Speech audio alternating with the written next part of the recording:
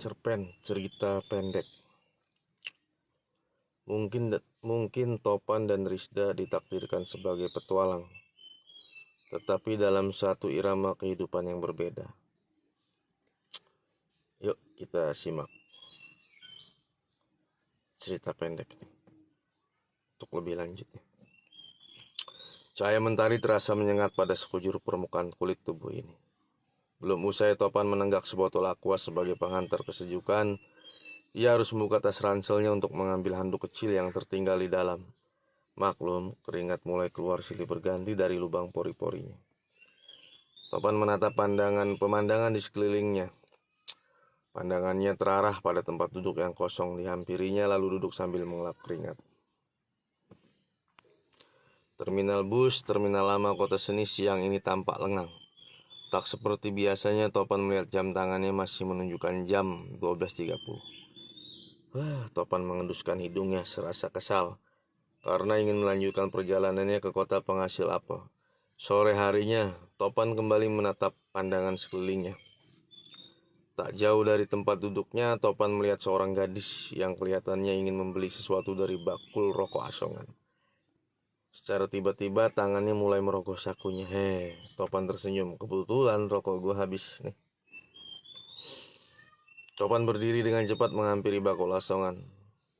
Tampak si Mas bakul asongan kebingungan sambil mesem-mesem. Topan bertanya, "Kenapa Mas?"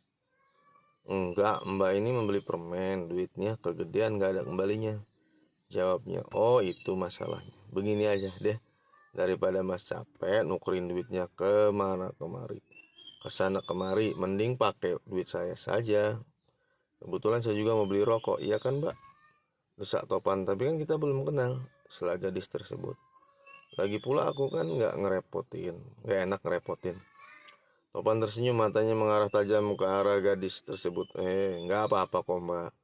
Kan saya juga nggak tiap hari bayarin Mbak.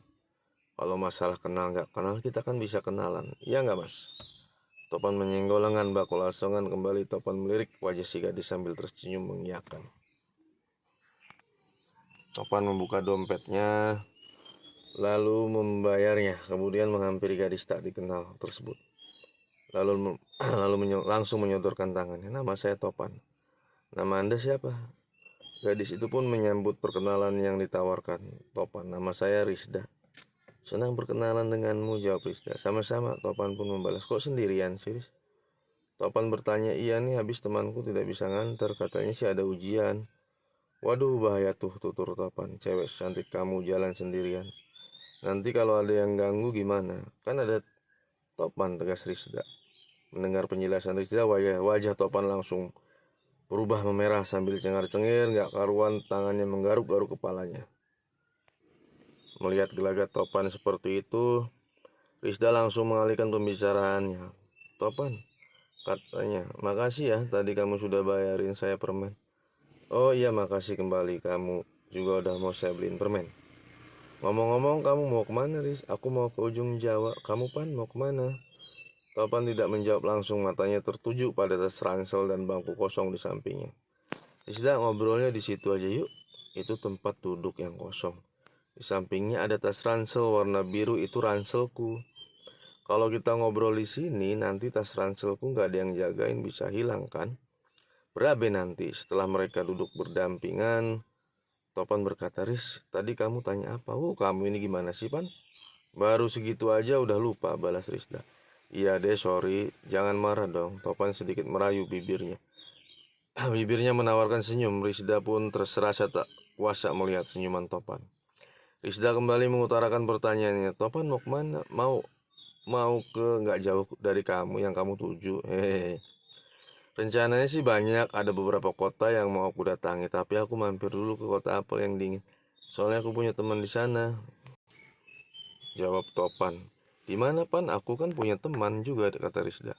"Rumah temanku di perumahan belakang pasar. Sekalian mau mampir ke tempat wisatanya. Air terjun itu loh, pemandiannya air belerang di bawah kaki gunung," kata Topan. "Tempatnya bagus, pokoknya asik deh." Topan langsung menyambung pembicaranya lagi. "Risda ke ujung Jawa.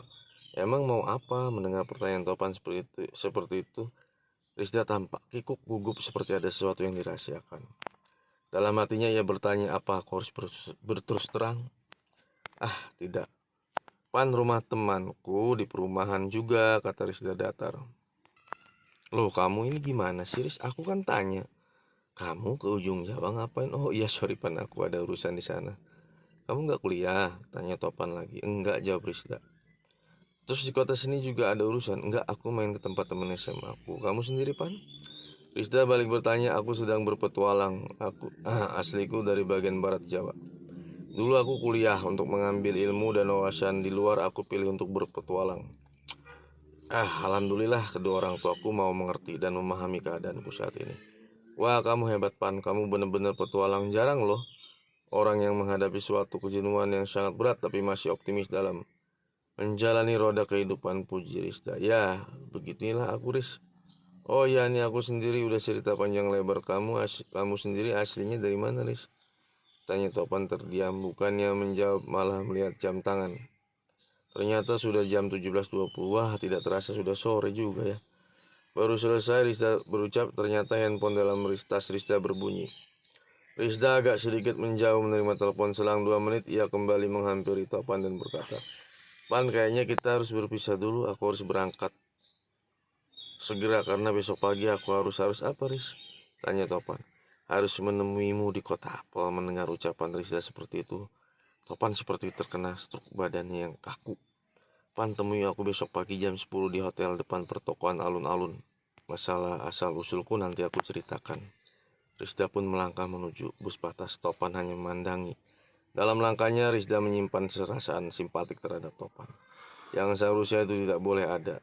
Begitupun dengan Topan, tatapannya selasa memberi isyarat untuk mengenal lebih jauh. Topan pun melangkahkan kakinya menuju bus jurusan kota Apel yang memang hampir berbarengan berangkat. Di dalam bus Rizda merenungi pertemuan singkatnya dengan Topan. Tapi ia merasa ada sesuatu yang lain setelah pertemuannya, namun ada suatu ganjalan pada dirinya. Ia tidak ingin Topan mengetahui kehidupannya terlalu jauh. Sementara itu di lain bus Topan sudah tertidur di bawah mimpi dan sejuknya udara malam sekitar pukul 1 dini hari. Bus batas yang ditumpangi Rizda pun sampai di terminal. Baru turun dari bus yang ditumpangi, sudah ada seorang pria setengah baya menjemput. Macet, Riz? Tanyanya. Oh tidak, Rizda pun melangkah dengan pria setengah baya menuju mobil mewahnya. Pagi harinya, kira-kira jam menunjukkan pukul 8 pagi, Rizda sudah diantar kembali oleh pria tersebut ke terminal.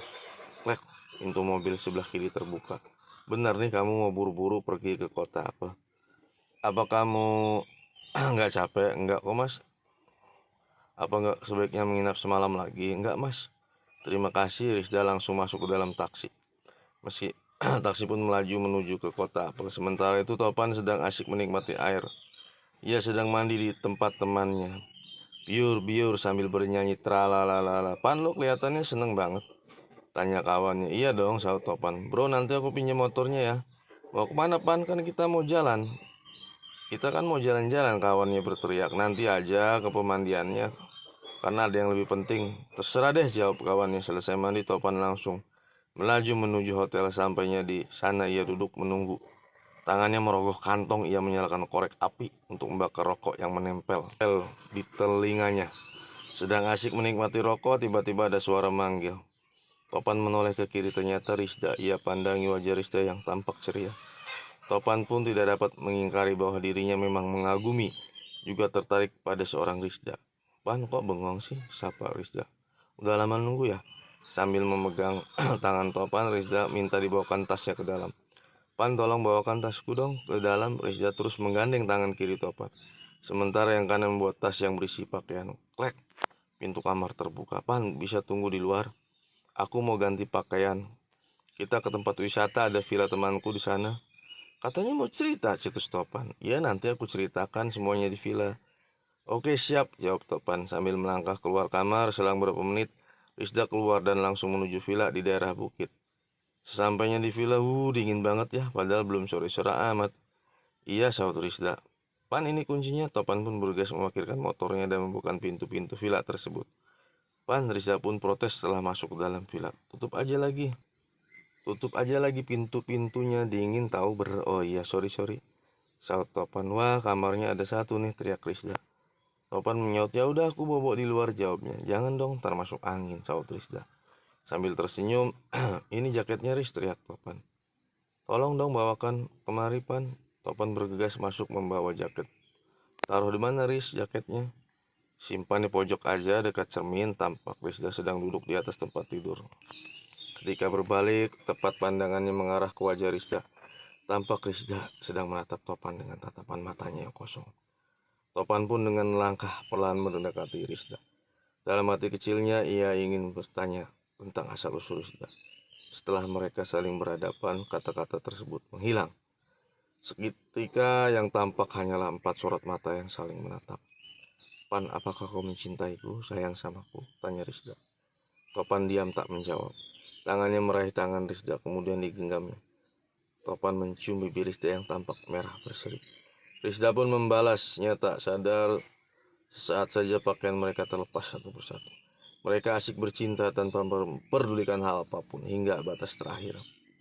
Tampak mereka tertidur lelap layaknya sepasang suami istri yang sedang kasmaran menikmati bulan madunya. Pagi-pagi Topan terbangun dan betapa terkejutnya ketika melihatnya bahwa ia hanya seorang diri. Dengan gusar Topan memanggil-manggil nama Risda. Tetapi Risda sudah tidak ada. Yang ada hanyalah sepucuk surat di samping cermin, tempat di mana Topan meletakkan jaketnya. Topan melangkah perlahan diambilnya sepucuk surat tersebut. Topan, aku harus pergi. Walaupun sebenarnya aku ingin selalu berada di dekatmu, menghabiskan hari-hari denganmu. Tetapi itu tidak mungkin, karena aku adalah seorang wanita penghibur yang harus melayani siapa saja tamuku. Semua itu kulakukan untuk sebuah harapan juga impianku. Pertemuan singkat denganmu sangat mengesankan buatku. Aku pun tak mau membohongi diri sendiri kalau aku mengagumimu, menyukaimu. Ada sebaik makna yang tersimpan setelah pertemuanku denganmu, wahai sang pangeran. Dan itu akan kusimpan selamanya. Topan, aku ingin kamu menerima kenyataan pahit ini, yang benar-benar ada dalam kehidupan ini. Lanjutkan perjalananmu, sang petualang. Tolong kunci villa letakkan saja di bawah pot bunga dekat gerbang. Lusa atau nanti, jikalau waktu mengizinkan, kita bertemu kembali.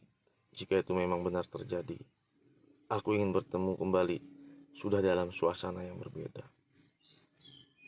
Grek, ceklek. Topan menutup gerbang villa. Matanya menatap langit, seperti meminta pertolongan. Beberapa detik kemudian, Topan sudah meninggalkan villa tersebut dengan langkah yang pasti. Ya, teman-teman semua, selesai sudah cerpen cerita pendek ini ya. Sebelumnya mohon maaf jikalau ada kesamaan nama, tempat, dan lain sebagainya ya. Tidak ada maksud penulis untuk mendiskreditkan ya nama-nama itu. Ini hanya sebuah ilustrasi penulis saja tentang keadaan yang terjadi di sekitar lingkungan kita ya. Kadang-kadang ada hal-hal seperti ini. Ya, mudah-mudahan cerpen pendek ini dapat bermanfaat dan ada sebuah makna ya yang tersirat dalam cerita ini. Ya, terima kasih.